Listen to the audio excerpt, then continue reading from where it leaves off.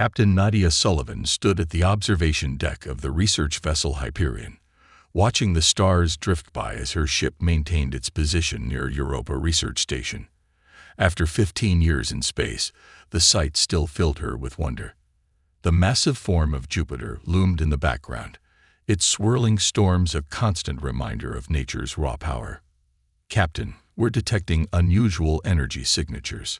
Lieutenant Patel's voice crackled through the comm system. "They're unlike anything in our database." Nadia frowned, turning away from the viewport. "Source: multiple points, Captain. They're appearing out of nowhere." The ship's warning systems suddenly blared to life. Through the viewport, Nadia watched in horror as space itself seemed to tear open, revealing sleek, crystalline ships that seemed to absorb the light around them. Their design was completely alien, nothing like the other non-human species humanity had encountered in their early ventures into space. "All hands to battle stations," Nadia commanded, rushing to the bridge. "Get me Europa Station on the line." The bridge crew worked with practiced efficiency, but fear was evident in their movements. They were a research vessel, not a warship. Their only defense was a basic shield system for protection against space debris. "Europa Station responding," announced Communications Officer Rafael Torres. The station's commander, Dr. Winters, appeared on the main screen, her face ashen. "Captain Sullivan, are you seeing this?" "Affirmative. We're counting 12 unknown vessels. No response to hails." "Dr. Winters, I recommend immediate evacuation of non-essential personnel." Before Winters could respond, the alien ships moved. Streams of energy, like liquid lightning, erupted from their weapons arrays. The beams struck Europa Station's shields, which flared brilliant blue before failing completely. "Get those people out," Nadia shouted, knowing even as she said it that it was too late. The station's hull began to break apart, atmosphere venting into space along with debris and bodies. The Hyperion sensors registered over 300 lives aboard the station. In seconds, that number began to drop rapidly. "Captain, they're broadcasting something," Torres reported, his hands shaking as they moved across his console. I think it's translating through our systems."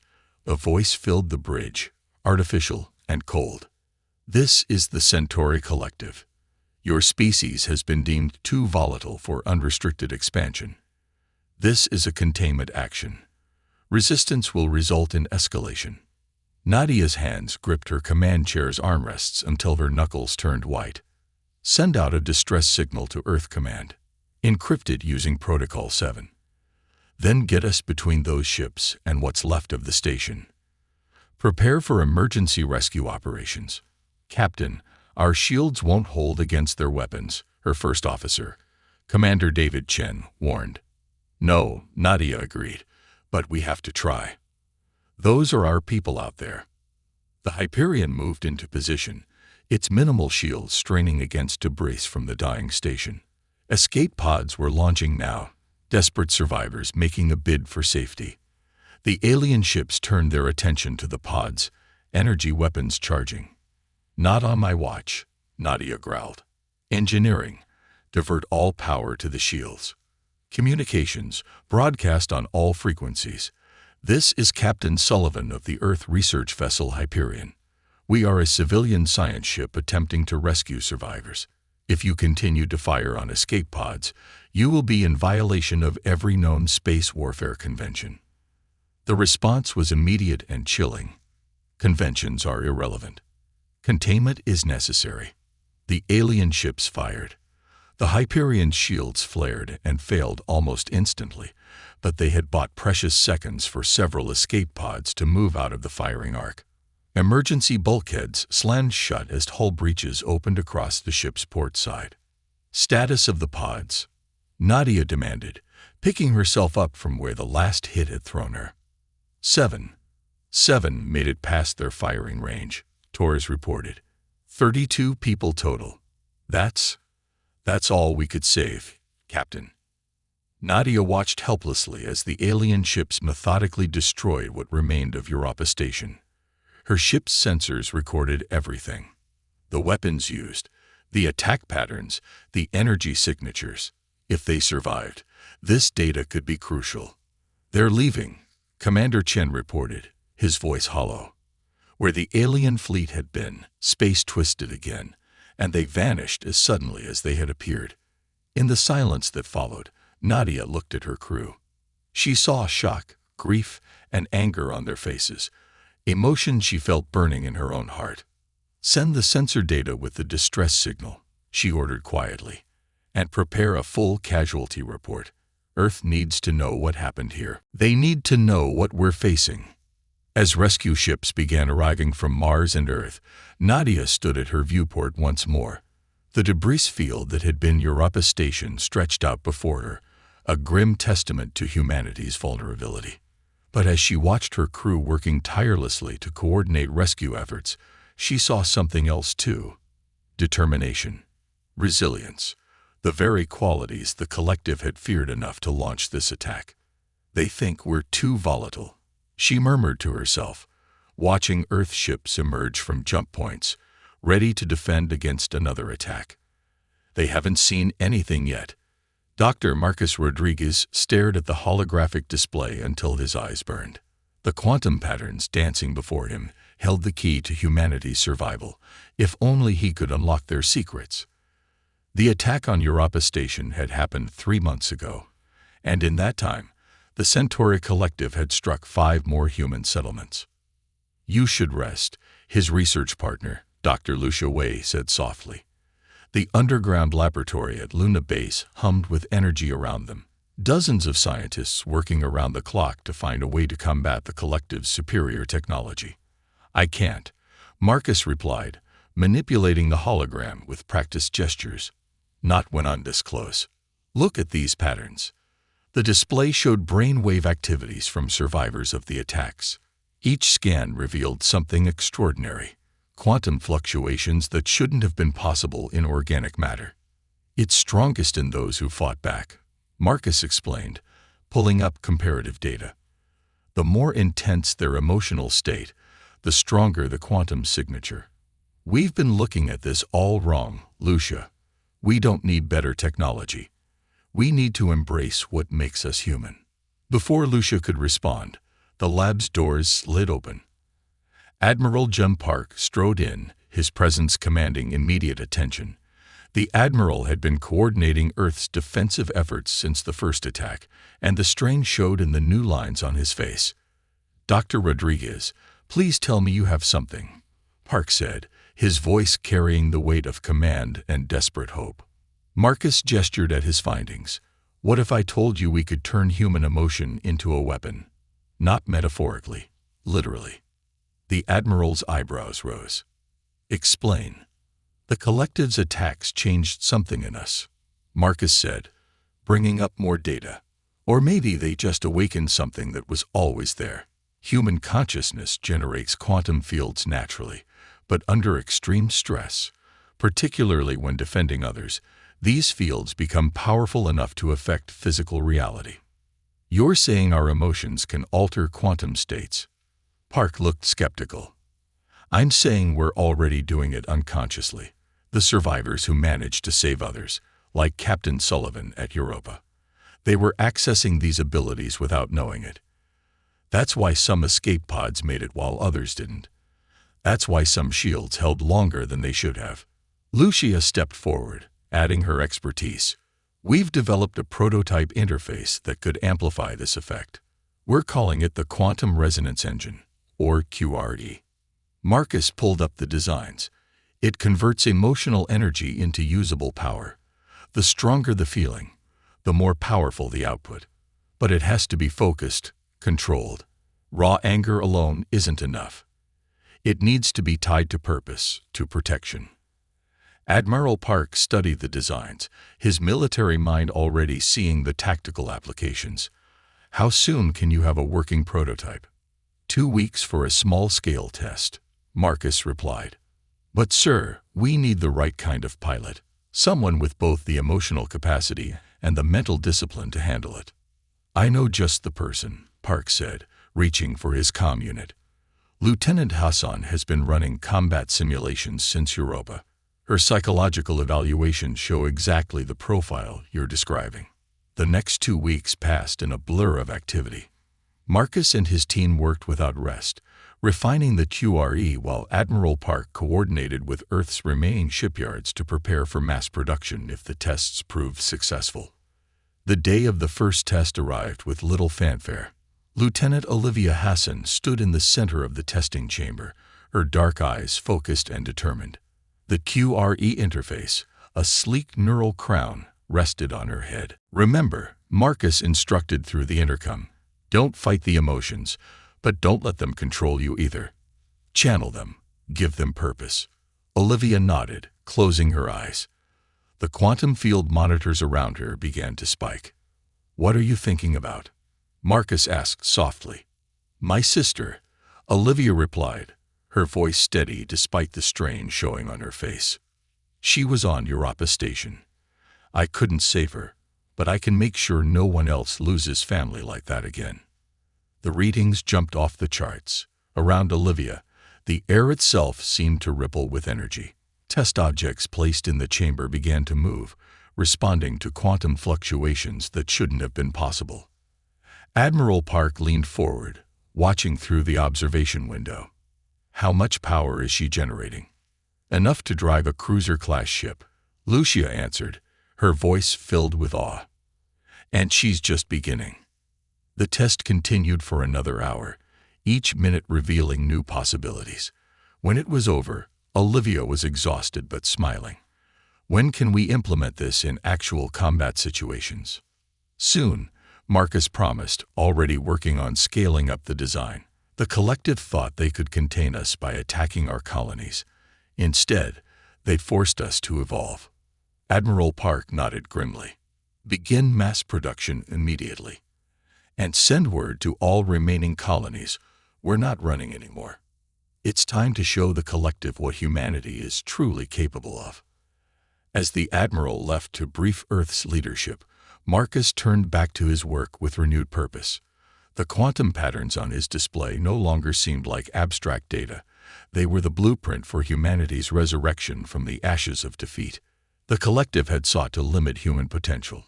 Instead, they had unlocked it. Lieutenant Olivia Hassan sat in the cockpit of her modified fighter, the neural interface of the quantum resonance engine humming against her temples. Around her, the debris field of the Mars Defense Station drifted silently in space, a grim reminder of the collective's latest attack. But this time, humanity was ready. "All QRE squadrons, report in," she commanded, her voice steady despite the anticipation building in her chest. "Red Squadron, standing by.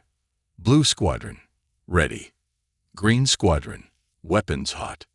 12 fighters, each equipped with the new QRE technology, formed up around her. They were humanity's first line of defense against the expected collective counterattack. The enemy had grown bold after months of nearly unopposed victories, but they hadn't yet encountered what Dr. Rodriguez's breakthrough had made possible. "Remember your training," Olivia broadcast to her pilots. "Don't suppress your emotions, but don't let them control you either. Channel them through the QRE. Make them mean something." The warning sensors blared before she could say more. Space twisted in the familiar pattern they had all grown to hate, and 5 collective warships emerged from quantum space. "Here they come," Olivia said quietly.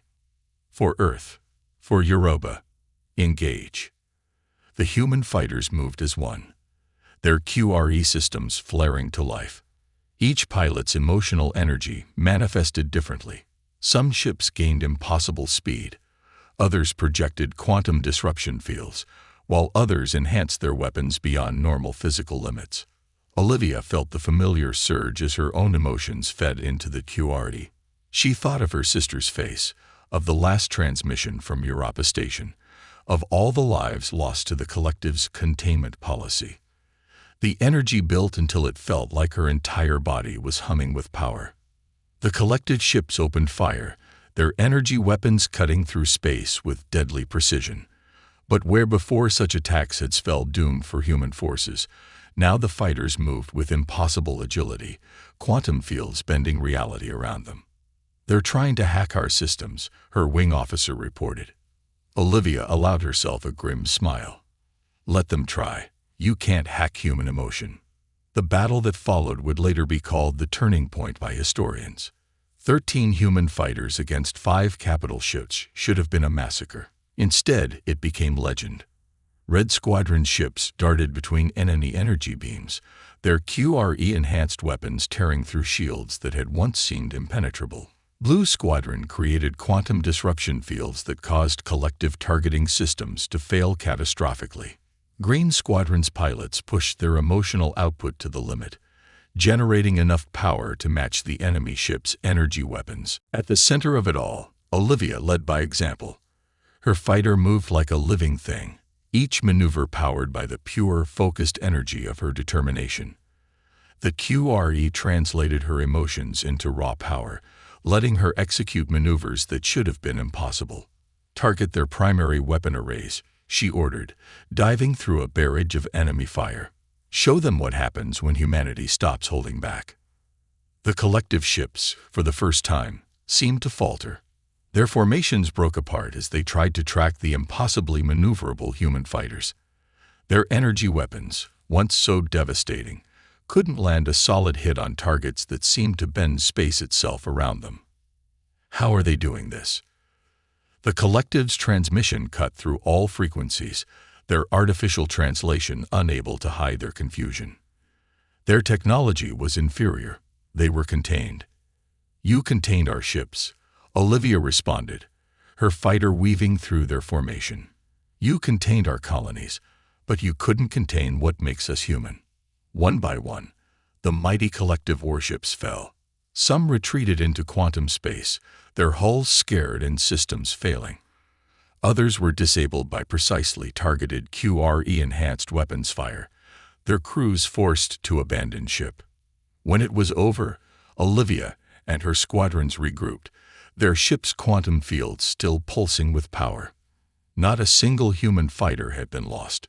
"Send word to Admiral Park," she ordered, watching the last collective ship retreat. "The QRE works better than we could have imagined. And make sure the collective receives this message. This is just the beginning." As her pilots celebrated their victory, Olivia remained focused, already planning the next phase. The collective had awakened something in humanity, not just the ability to channel emotions into quantum energy, but the understanding that their greatest strength had always been their capacity to feel, to care, to fight for what they believed in. The battle for Mars Defense Station had been won. The war for humanity's future was just beginning. But for the first time since the attacks began, the galaxy was about to learn why you should never back humans into a corner. "All squadrons, return to base," Olivia commanded. "We've got a lot more collective ships to surprise." Admiral John Park stood on the bridge of the flagship Defiance, watching as the largest fleet humanity had ever assembled moved into position. The quantum fields generated by thousands of QRE-equipped ships created an ethereal aurora against the backdrop of space. Earth glowed behind them, a constant reminder of what they were fighting for. "The collective's armada has been detected," Captain Nadia Sullivan reported from her position at Tactical. After surviving the Europa attack, she'd insisted on being part of this final battle. "Their numbers are significant." "How many?" Park asked quietly. "Over 2,000 ships," she replied. "The largest fleet they've ever deployed." Park nodded, unsurprised. The collective had finally realized the true threat humanity posed to their established order. In the months since Lieutenant Hassan's victory at Mars, human forces had pushed back against their oppressors with increasing success. The QRE technology had evolved, becoming more refined, more powerful. But more importantly, humanity had evolved with it. "All ships, battle formations," Park commanded. "Dr. Rodriguez, status of the quantum network." From his station, Marcus looked up from his displays. The scientist had insisted on being present for this battle, monitoring the unprecedented number of QRE systems working in concert. "The network is stable," Every ship is connected. What one feels, all feel. Space twisted ahead of them as the collective fleet arrived. Their crystalline ships filled the void, a dazzling but deadly display of alien power. This time, however, their appearance didn't inspire fear. Their broadcasting. Lieutenant Hassan announced from her squadron leader position. The artificial voice of first speaker Vix filled the command channel. Humanity, you have exceeded the parameters of containment. Your ability to weaponize consciousness itself proves our initial assessment correct. You are too dangerous to exist freely in this galaxy. Surrender now, or face extinction. Park stepped forward, his voice calm but carrying an undercurrent of steel. First speaker, we have a counter-proposal. Look at your sensors. Really look at what we've become. Around the human fleet, the quantum fields began to shift. Through the QRE network, every human crew member's emotional energy merged into something greater than the sum of its parts. Hope, determination, courage, all flowing together into a single, unified purpose. Impossible. The first speaker's voice wavered. The quantum readings, they're beyond anything we've recorded. You tried to contain us because you feared what we might become, Park continued. You never considered that your actions would unite us, force us to tap into potential we never knew we had. But even now, we're not seeking revenge. The quantum fields pulsed brighter as Park's words resonated through the network. Every human connected to it could feel the truth in them. What you are witnessing, Park explained, is not a weapon. It's who we are. Every human ship in this fleet could strike right now, could channel all this power into devastating force. Instead, we're offering you a choice. Science Director Krill's voice cut in, eager and analytical. The quantum harmonics, they're not hostile patterns. This is beautiful. We can show you another way, Park offered. Humanity's greatest strength isn't our ability to fight. It's our ability to feel, to grow, to reach out even to those who've hurt us. The same emotional power that makes us dangerous also makes us capable of incredible compassion. Through the quantum network, every human present shared in this moment. Their combined consciousness reached out, not to attack, but to connect, to understand. The collective ships hung motionless in space. On their sensors, the human fleet must have looked like a sea of quantum fire, but not the destructive kind they'd feared. This was the fire of creation, of possibility, of hope. You offer peace. First speaker Vix sounded uncertain for the first time. After everything we did, we offer more than that, Park replied. We offer partnership. Your technology, combined with our understanding of quantum consciousness, could transform the galaxy. Instead of containing species, you could help them grow. Instead of fearing difference, you could embrace it. There was a long silence. In that moment, the fate of two civilizations hung in the balance. Then, slowly, the quantum fields around the collective ships began to change frequency, attempting to harmonize with the human fleet's output. Perhaps, first speaker Vix said carefully, we have something to learn from humanity after all. The tension on both sides began to ease. As the quantum fields synchronized, humans and collective members alike felt something new. Understanding. Where there had been fear, now there was curiosity. Where there had been hatred, now there was the possibility of reconciliation. Send word to Earth, Park ordered softly. The war is over, but our journey is just beginning. As the two fleets began the complex process of establishing peaceful contact, Park looked out at the stars. The collective had tried to contain humanity's potential, never realizing that true strength wasn't about domination. It was about growth, about reaching beyond what you thought was possible. Humanity's fury had echoed through the stars, yes, but in the end, it was their capacity for hope that had changed the galaxy forever. On the quantum network, thousands of human minds shared a single thought. This wasn't an ending, but a beginning. The stars weren't a battlefield anymore. They were a frontier, filled with endless possibilities for those brave enough to reach for them. The echo of hope would resound through the cosmos, carrying humanity and their former enemies toward a future brighter than either species had imagined possible.